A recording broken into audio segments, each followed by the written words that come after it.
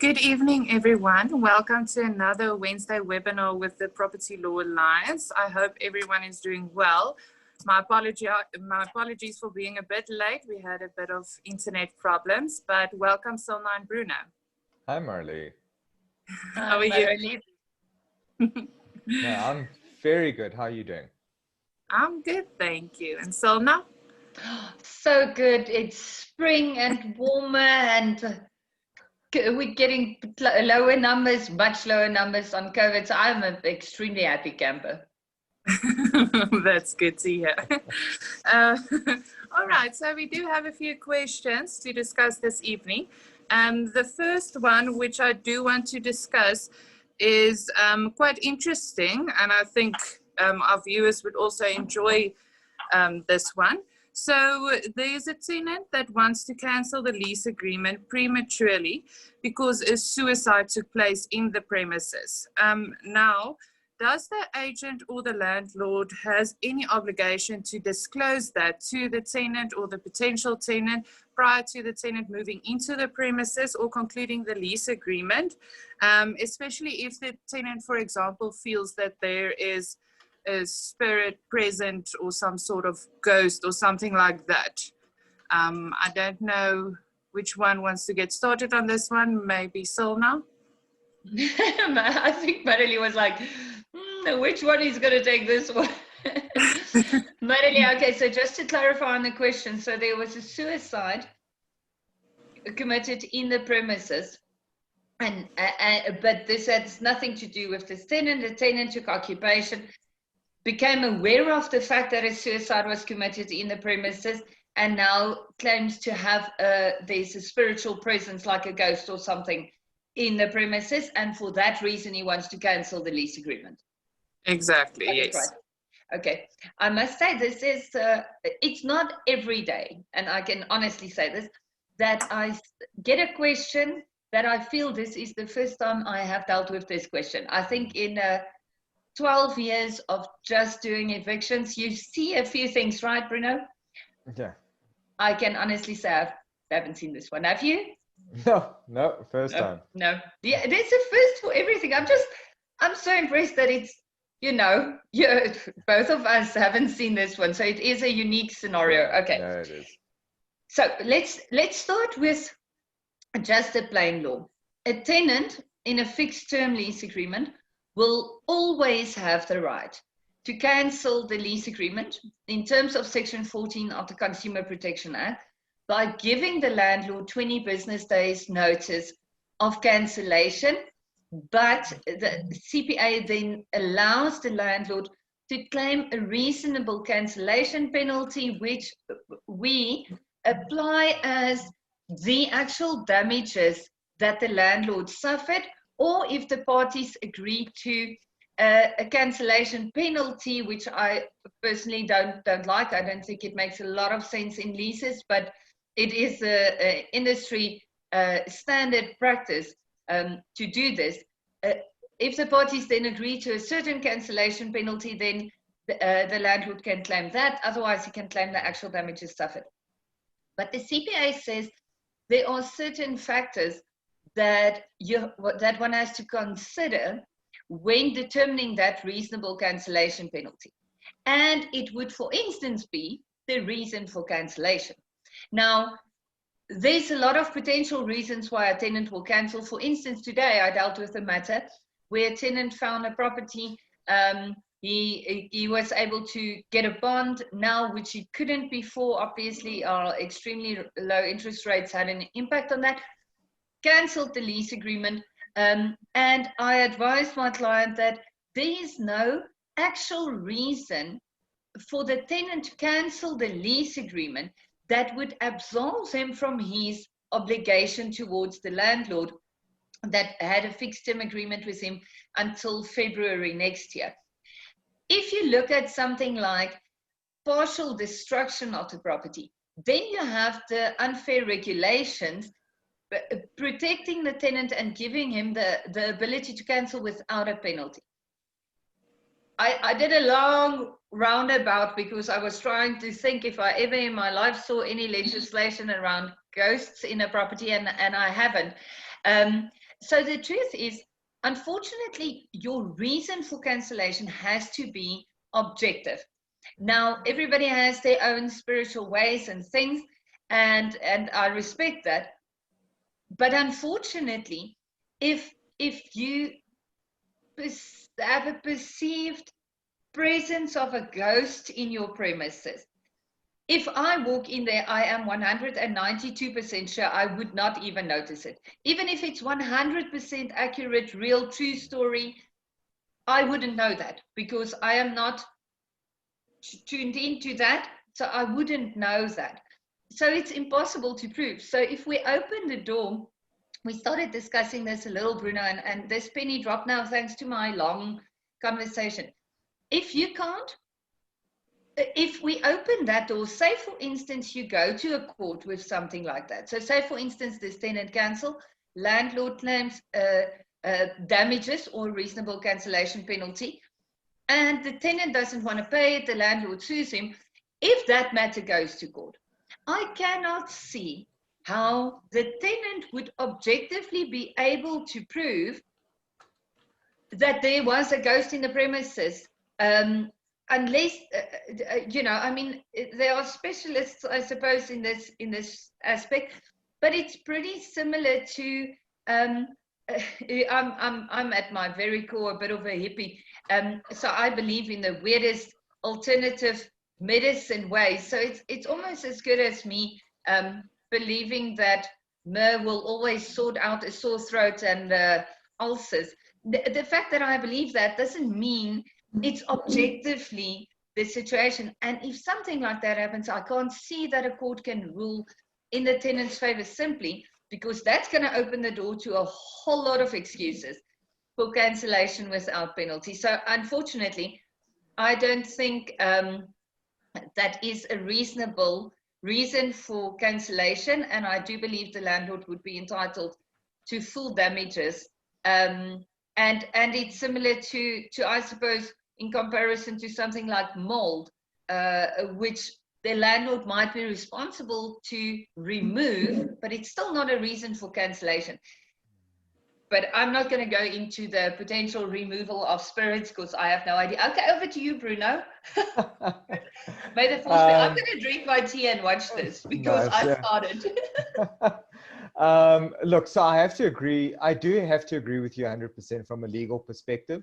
If off the cuff I had to analyze the justification for some sort of cancellation, especially if you're looking at failure to disclose a defect or particular circumstances that would have induced the person to enter into the agreement, or rather would have resulted in them not entering into the agreement, whether something like this would fall within that scope. Like off the cuff, I do agree with you. If I had to try, not necessarily play devil's advocate, but think a little bit outside the box, our constitution does protect some level of cultural and religious rights. I suppose inherent in most religions comes the question, or comes the aspect of, life after death and connection with ancestors and, so on and so forth. But the problem is that even though those rights are protected on a very subjective level, saying that the person that has the rights to do that, but the courts still rely on scientific evidence. So with a lot of things, I mean, imagine things like this extended to car accidents or the commission of crimes. It wouldn't be sound because there's no actual way of proving it. So people would actually be able to use these things as excuses to commit crimes or get into car accidents to say, but it wasn't my fault or negligence because whatever, somebody was sitting in the car next to me whispering in my ear. Oh my goodness, guys, I'm going to dream tonight. So I suppose that's the thing. And I mean, extending to leases, same thing applies with properties. I mean, certain people expect the property to have certain energies to it. So imagine lease agreements are now being cancelled because you realize a couple of months in that the energy was all wrong. The problem is that the court still has to rely on something tangible. And that's the truth behind it. It has to be tangible.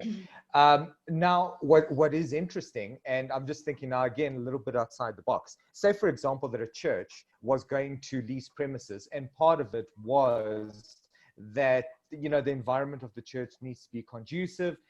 You know, let's say in terms of religion, it would actually be clean premises. Interestingly enough, there I can imagine that if the landlord knew of circumstances that kind of went against the grain of what the lease was about, or like specifically the tenant asked and said, look, we need to know everything about this property, you know, are there burial sites or whatever the case is nearby, maybe then there'd be an argument to say that that failure to disclose was material because the church was asking specifically whether something had happened there, and it turns out they did. And I think the suicide is what maybe turns this, because there was an actual suicide. That is a fact. But the reality is, in our law, there's no causation or no link between a suicide and the property not being fit for purpose. And our law is quite clear on that. And scientifically speaking, there's no way of linking the two. So as far as the court is concerned, you can live there. It's got walls. You know what? You know, unless you know the pipe keeps bursting and there's no explanation for it. The reality is, but I'm painting nice pictures for your sleep tonight. But unless you can make up the creepiest stuff. How did the Property Law Alliance Wednesday webinar turn into like scary, spooky story? Can't you just get a torch and like switch your light off while you tell the stories?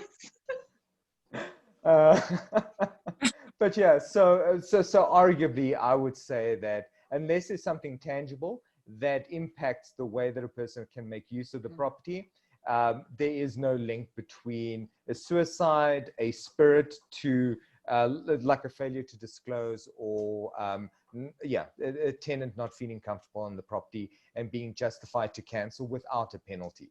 Like Silna said, they are allowed to cancel in terms of section 14, but that's a different story, and obviously carries with it a certain level of penalty or cancellation fee. But to avoid that, I wouldn't think you'd be able to rely on paranormal activity.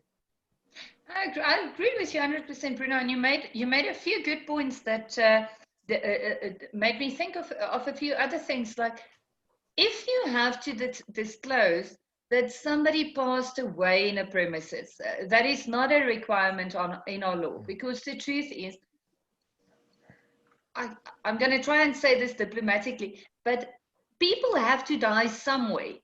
You can't, like, I mean, we're not elephant. We don't walk into the bush. So the fact that somebody passed away in a premises doesn't change the fact that it's habitable. Imagine a world where every time somebody passes away in a premises, you cross him out. It's like, done, we can't use this. I mean, seriously, we're going to run out of place to stay. So the fact that somebody passed away in a premises has no impact on the next occupant or purchaser, whatever the case might be. And there's no reason to disclose that. Even if the previous tenant passed away a week before, no reason to disclose that. Yeah, absolutely. What I do think is interesting in this particular scenario is the fact that it was a suicide. In law, that the reasons or the cause of death doesn't change at all. So whether it's a murder or a suicide or somebody calmly passing away in their sleep doesn't change the law around that particular aspect.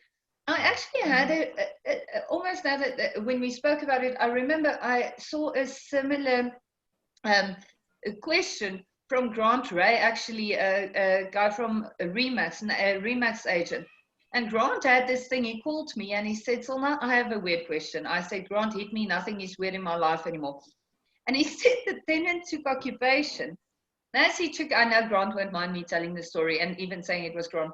A tenant took occupation, and as he moved his dining room table in, he said, he can't live here. And Grant said, my Yana, so what now? And he said, no, the landlord must move the light above the table because it's a little off center and it messes with the room's chi. And I thought, can't you just move the table a little differently? I mean, isn't there other options here? And it's stuff like that which just doesn't impact the habitability. And I know a room's chi and a spirit isn't exactly the same thing, but in fairness, how you feel in a premises, as the law has no knowledge of that. The law honestly don't care if you feel lekker or not, or comfortable and happy in a room or not. The law cares if there's like electric wiring coming out of the off-center light, but other than that, there's really no reason for a tenant to cancel without paying the Absolutely. Just to touch on that, it's actually quite interesting. So not relating to properties, or at least I never really dealt with it when it came to properties, but like with cars, for example, the specific reason why a person purchases or lets or whatever transacts over a certain object sometimes relates to their specific needs for it. So for example, there was a case at a stage that spoke about a very luxurious car and whether a person would be able to cancel the contract for the purchase of the car because the car had a slight little sound. And it did actually go to court, and everyone was saying it's immaterial. And was it a Maserati? Because he's supposed to have a slight little sound. I honestly can't remember, but and it actually went to court, and the court said the problem is that maybe if you were buying a truck or you're buying a car just to get you from A to B, and you said there's a sound, the argument would be, look, you bought the car to drive, right? A small sound is immaterial. If it's really loud, that's a different story, but a smaller sound is immaterial. But if you're paying a huge amount for that comfort, you're not buying a car just for traveling. You're buying a car for the luxury of it. Like, you want this to be absolutely perfect, and you're paying good bucks for that. There, it might actually be justifiable to cancel over something that seems trivial to most, because that is almost the fit for purpose nature of the sale. So similar with properties. I go to a property, don't say anything, go in, put my table, soft center, my OCD kicks in, I lose it. Sorry, it's unfortunately, that's not the point of it. However, if this was something that was actually part of the contract, again, if there were terms specific in the contract dealing with a certain aesthetic, applications or whatever the case is, that might be a different story. So it's not to say that it would never be the case that small little trivial things can never be relied on, but it is, basically implied that unless you're very express about it, the courts aren't going to give much consideration to something that doesn't go to the root of the contract. In leases, the actual habitability of the property. But Bruno, wait now. Sorry, Manoli, we're having fun with this one.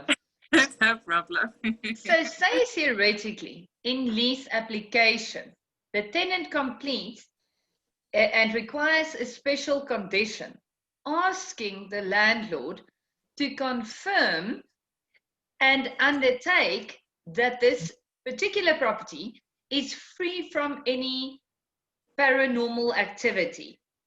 That would automatically place an obligation. Obviously, a landlord would be silly to go for that. Like, okay, yeah, cool, I'm happy with that. I mean, that'd be silly. But theoretically, do you agree with me that if that is an express term to a contract, because it's such a subjective subject matter, the tenant would be able to rely on sort of a feeling to invoke that clause? Or would a clause like that be seen as contra bonimoris? I struggle to find an answer even in my own head. I made up the question and I can't find my answer. So I'm asking you now. That's what we do. I was also thinking whether, because just for the viewers out there, so our law allows people to contract as they will. So we're allowed to put anything we want in the contract. That's the underlying principle. However, then comes pieces of legislation, and legislation dictates what is actually allowed and what isn't allowed. And this is to kind of take away that imbalance of power that you sometimes have with employer, employee, landlord, tenant, that sort of thing. Another principle in our law that kind of governs, aside from the Constitution, that also governs how contracts are actually going to be interpreted or specific terms are things like a contra bonomoris, which basically means that if, for example, you contract to kill someone, the court would also look at that. Obviously, okay, there the object is unlawful, but there are certain things that the court would look at, like, for example, yourself. sexual relations.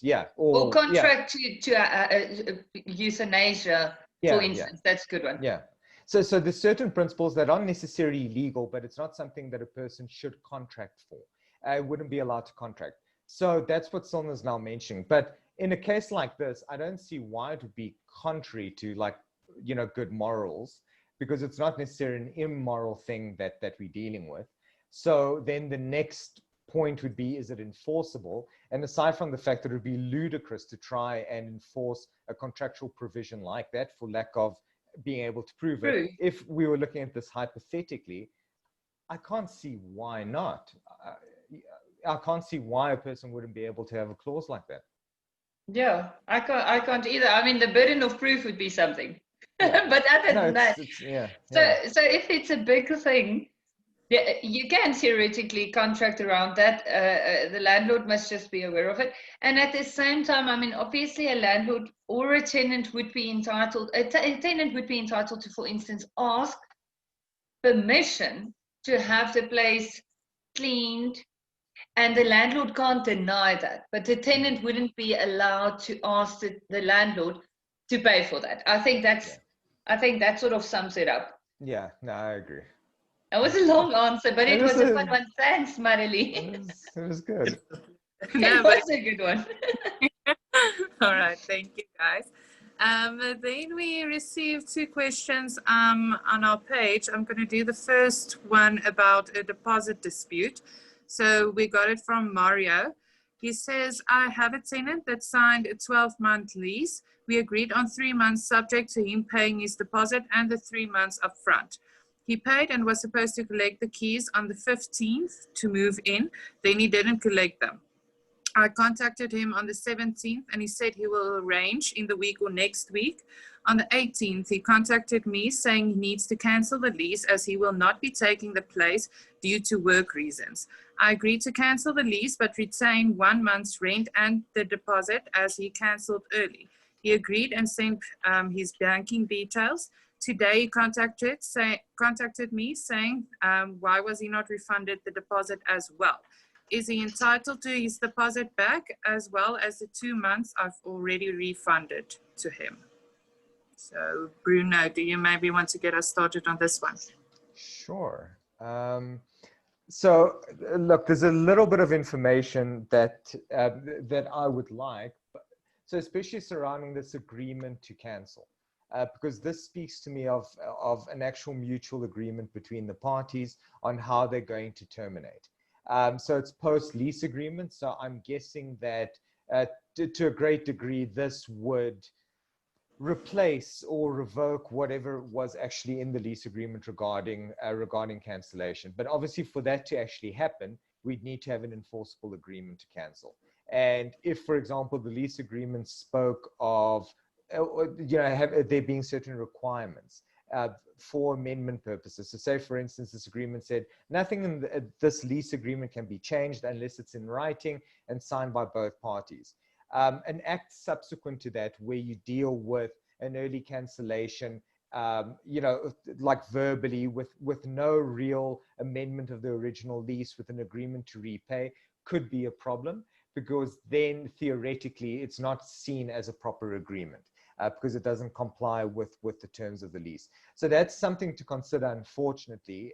And from the sounds of it, if the tenant is just approaching the landlord again and saying, but what about my deposit? It almost sounds to me like there wasn't a clear express contract in place that dealt with refund of the deposit, because it doesn't sound like he changed his mind. It sounds like that's what he believed was going to happen. And now so now there's confusion between the parties. And I suppose the question kind of answers itself from there. If there is a contract that expressly sets everything out, then the argument would be that it is enforceable. Granted, that being said, we should all bear in mind that the certain provisions of the CPA, for example. There's other legislation like the Conventional Penalties Act. And even when we start looking at the Rental Housing Act and the way that deposits are supposed to be dealt with.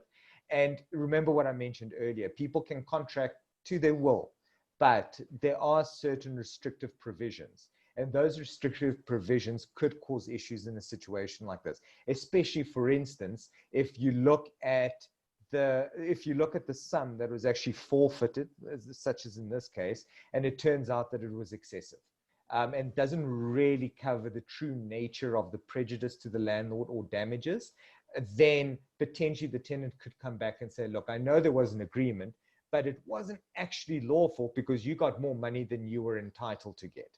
And I feel I should get some of it back. But obviously that's case to case.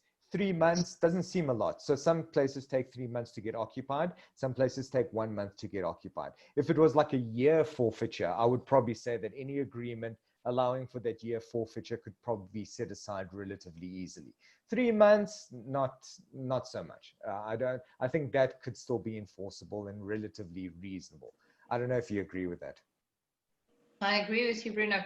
I must say, I can't really add anything without being repetitive.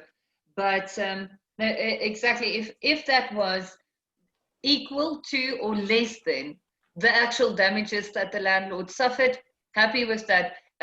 Even if the parties didn't agree to that specifically, the lease agreement and the Rental Housing Act will provide for that. So I'm comfortable with that.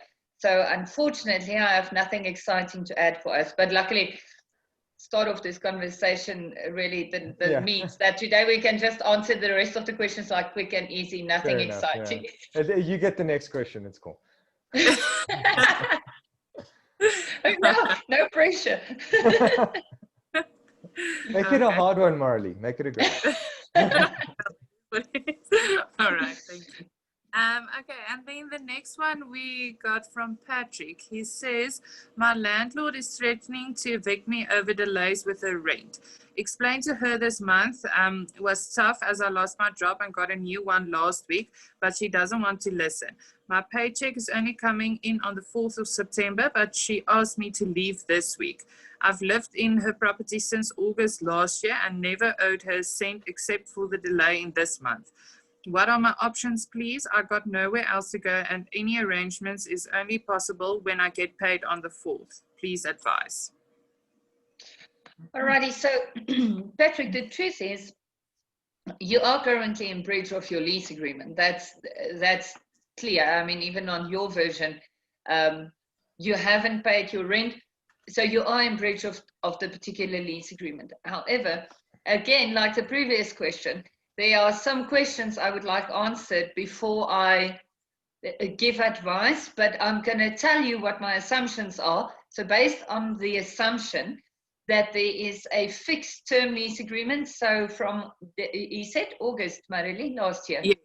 Yeah, August last year. So from August last year, my assumption would be probably until August this year, but the fact that they're talking about a further time period is interesting. So either it was a 2-year lease agreement or the agreement is on a month-to-month basis.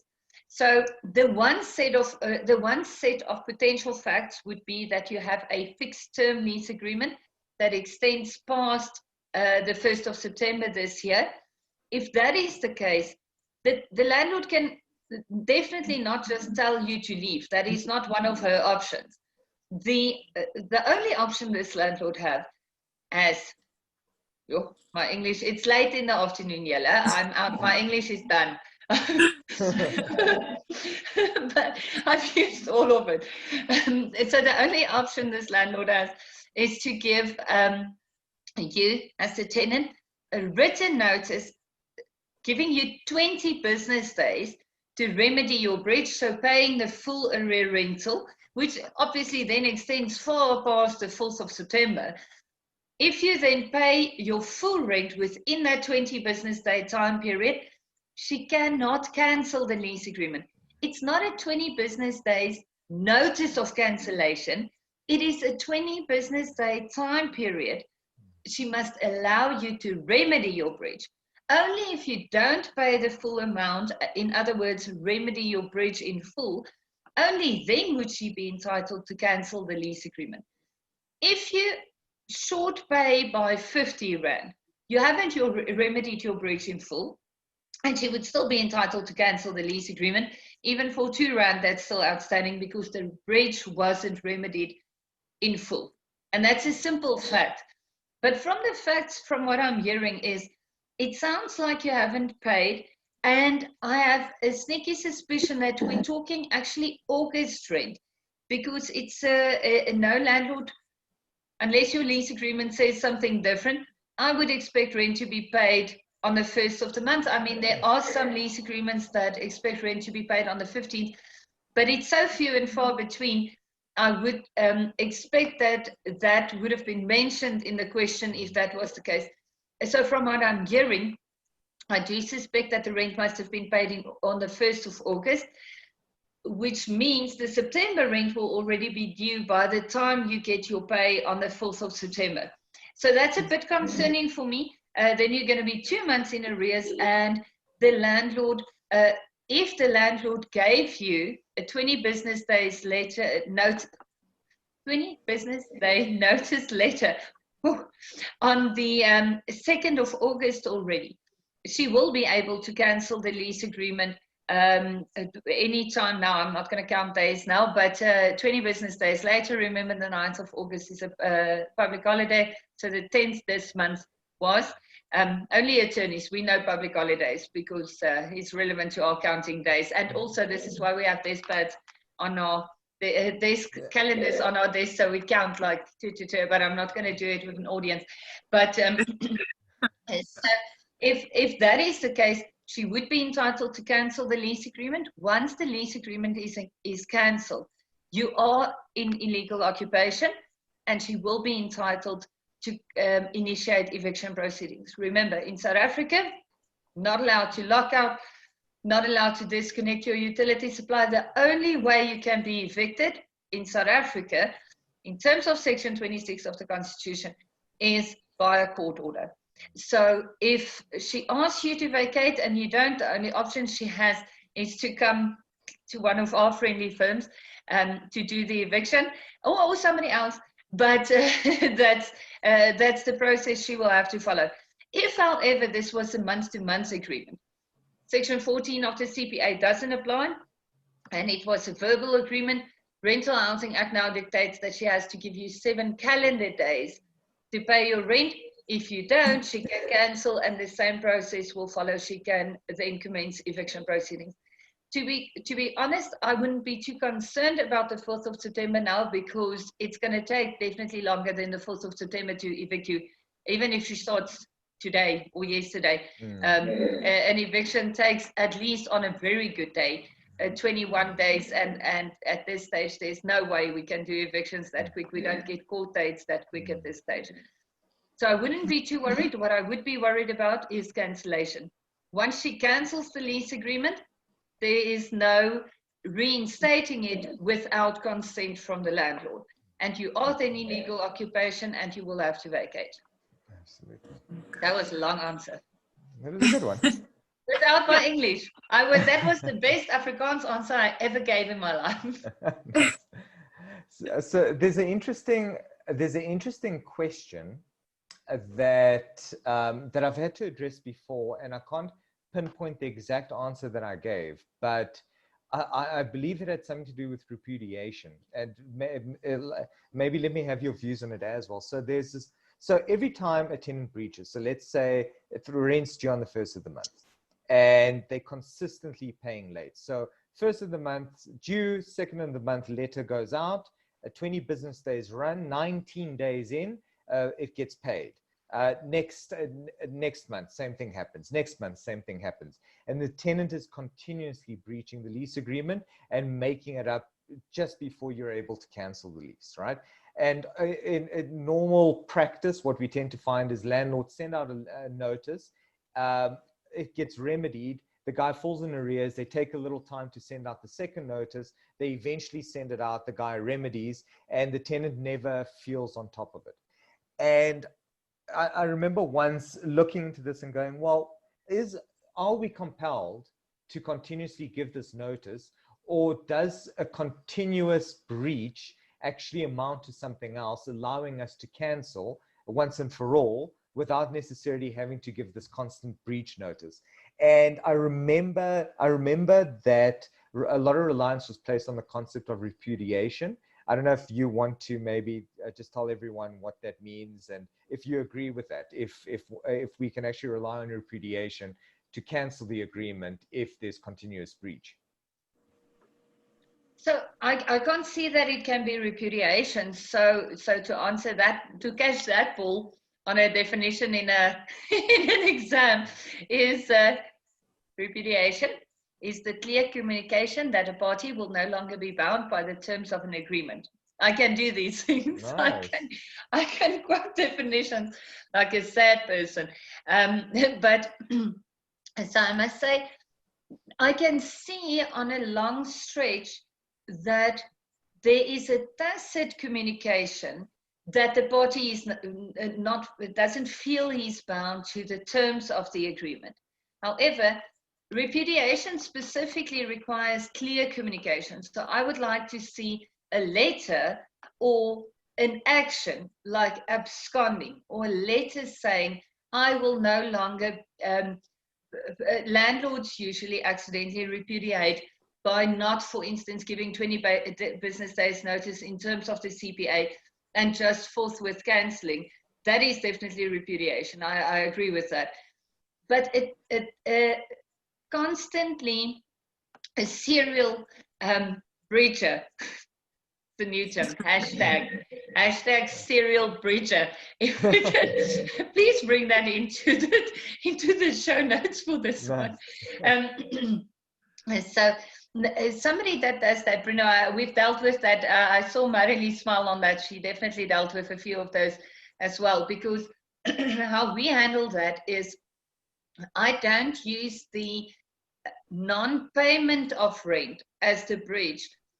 I say that the lease agreement requires the tenant to pay by the 1st of the month every month. So I still do a letter of demand. I still place the tenant in Mura 20 business days, saying that should you ever again be in breach of this particular term that you have to pay your rent by the 1st of the month, then we will cancel immediately. I've done a few cancellations like that, followed with eviction, and we were successful on all of them. It's not a letter that I would suggest that a landlord, I'm always happy with landlords using, well, the TPN letter of demand I draft, but like the paper up letter drafted by the guys from Klinkenberg, happy to use that. Some standard letters of demand I'm more than happy with, but that is for rear rental. I don't know how you feel about standard letters. I wanna hear your opinion as well. But this is not a template letter. This is something an attorney, a specialist attorney must draft for you, because it's a very slight, it's a bit of a nuance there between non-payment of rent or not paying rent on time. So the way you're going to phrase that letter of demand is going to look different. But I've done that, and we've been successful on a few of them. What's your take on that weird angle? No, that's perfect. So we've been able to rely on. So what you're saying about the express repudiation makes it needing to be expressed makes sense. When we've dealt with it, we've managed to get to a point where, generally speaking, the people expressly say that they're not going to be able to pay by specific dates. So so to that degree, and generally they do, because when it comes to people that are serially paying late, you tend to find that they always have some sort of excuse. Oh, I'm waiting for a contract. I'm waiting for money to come in. I'd love to, but I can't. It's very often not the guy, but I mean, it's true. And that's the type of excuses you get. So with that being expressed, we've relied and said, look, this is a repudiation. And obviously I'd love to test it through court, but it was accepted, it worked, we got the job done with it. But I actually like your idea because that would actually work quite well as well. Like the specific breach isn't a specific payment. It's the conduct of the person throughout the lease agreement paying late. So yeah, that I feel that would actually work too. And I must say, I'm starting to think the entire industry is benefiting from the Wednesday webinars because you and I compare notes so impressively. Now I think the poor courts are going to start seeing, okay, well, the same things are coming through from the firms. This is now probably just the way we're doing it, right? I still reckon like a little Judge Judy webinar every Wednesday where people come on, they state their case, we resolve it for them, they go. That could actually work. It would definitely alleviate pressure from the courts. Let's do that. Let's do that, and then people agree to take that as their settlement. Yeah, it's binding. Yeah, we could do like a little panel of arbitration. I love it. And the parties can agree that our judgment will be final. But I'm not going to be Judge Judy. I'm willing to be Oprah, but nothing more than that. Unless you're giving away gifts, that's not going to work. See, I do. Have you seen me? I give lease agreements. I'm lying. But I give advice and an offer to purchase. Nice. Unlimited. Well, but I'm glad we touched on that because I think the serial breaches is actually a very real issue. Because we get this question often, and you obviously do as well. I think it's a good conversation to have. Absolutely. You're going to mention something about standard contracts or letters? Letters. So what's your opinion? Say, for instance, I'm quite sure you've done evictions on TPN letter of demand and pay prop letter of demand. Without going into the specific brands, but a standard letter like that drafted by a specialist attorney, not a standard letter drafted by your cousin that completed second year LLB, a standard letter drafted by a specialist attorney. What is your take on that? Would you recommend that clients use that, or are you a little opposed to it?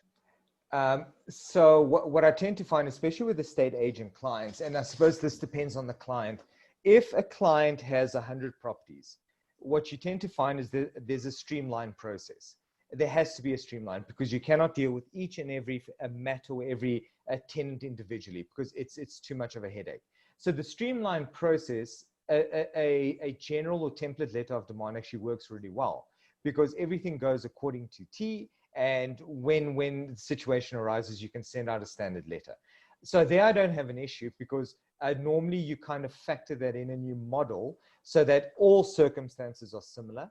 And, you've catered, and I mean, we can even do this with applications. And that's why you tend to find that if a client comes to you with several eviction matters or litigation matters, it starts becoming cheaper to service the client because you don't have to read through the lease agreement each and every time. You've done it once, it's done.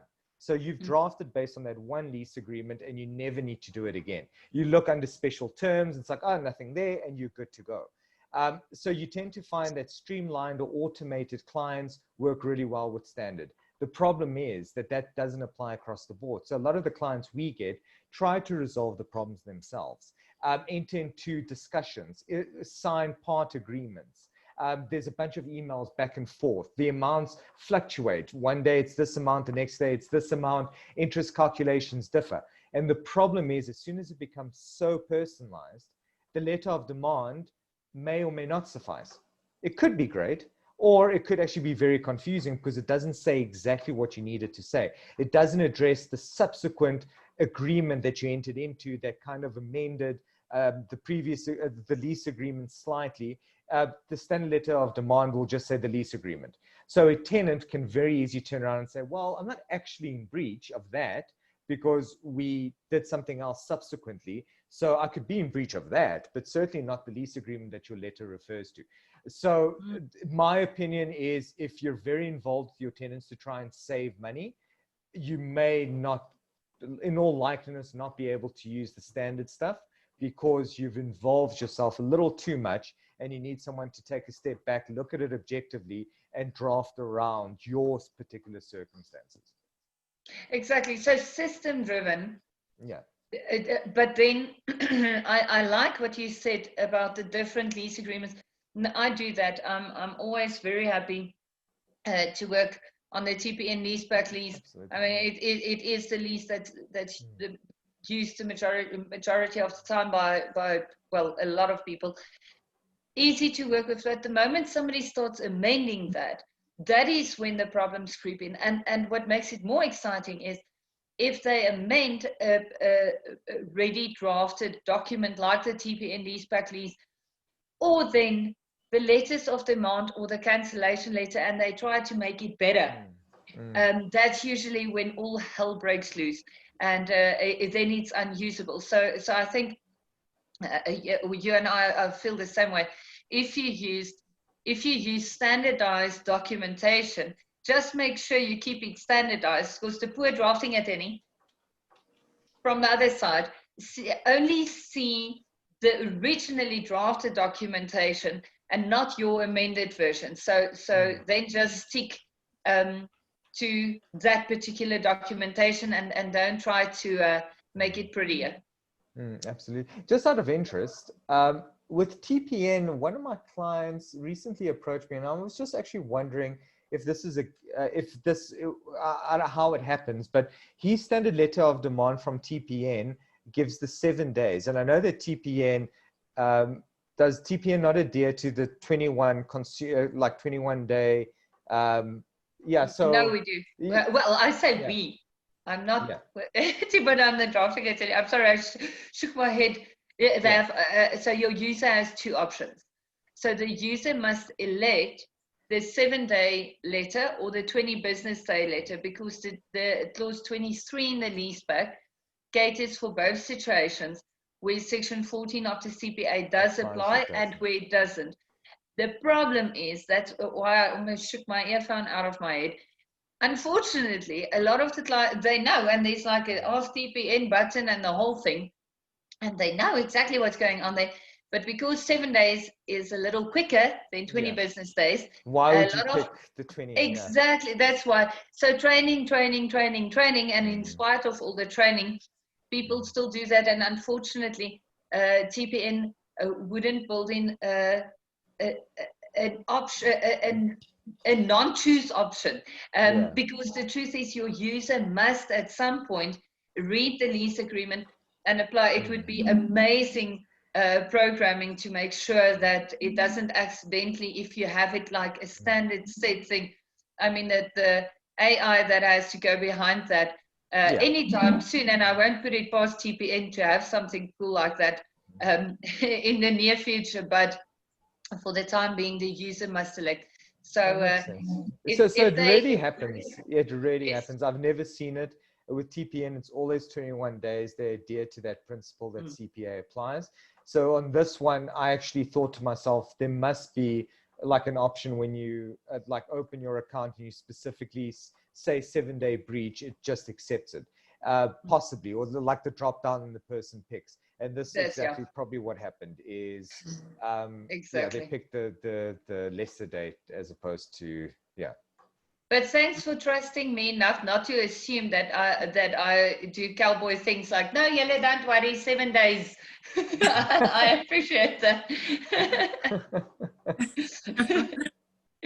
Well, that was such a fun conversation, guys. I'm sorry, Marilee, we just carried on. I'm sorry. I know, it's no problem. But I do think that is about the time that we have this evening. I don't know if you have anything to add to this conversation, Bruno, so no. Nah, we're good. Well, I'm sure we do, but I can clearly see you're not going to let us. Maybe. All right, but thank you so much, and thank you for all our viewers, and then we'll see you next week, and have a lovely rest of your evening. Cool, you too. Okay. Cheers, everyone. Bye. Bye. Bye-bye.